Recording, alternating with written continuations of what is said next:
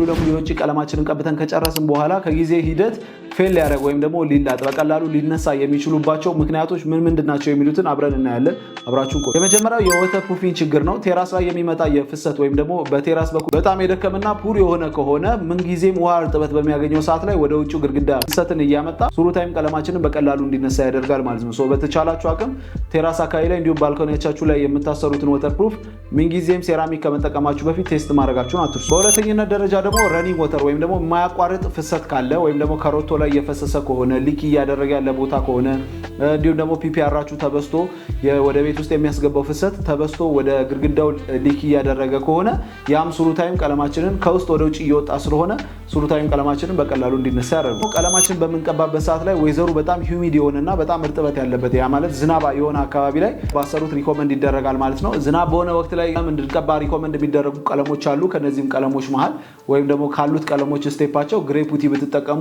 የሴሜንቴሽስ ማቴሪያል ስለሆነ ዝናብ በሆነ ሰዓት ላይ ብትጠቀሙት ውሃ እንዲያገኘው ሪኮመንድ ስለሚደረግ ክረምት ላይ ስታስቀቡ ግሬ ፑቲውን አሰርታችሁ በጋው ሲገባ ደግሞ የተቀሩትን ስቴፖች ማሰራት ትችላላችሁ። አራተኛነት ደረጃ ደግሞ በቀላሉ ቀለማችን እንዲላላጥና ፌል እንዲያደርግ ከሚያደርጉት ዋነኛው እርቆ ባልወጣለት ልስን ላይ ቀለማችን አፕላይ ማድረግ ነው። ይህ በሚሆንበት ሰዓት ላይ ልስናችን ሙሉ ለሙሉ ኮምፕሊትሊ ከደረቀ ወደ ክራክ ወደ ማድረግና የመሰጠቅ ሱሩ ታይም ደግሞ ቀለማችን ፌል የማድረግ ቻንስ ሊኖረው ስለሚችል በተሻላችሁ አቅም እነዚህ ነገሮች በጣም ሲሪየስ አድርጋችሁ ማየት ይኖርባችኋል።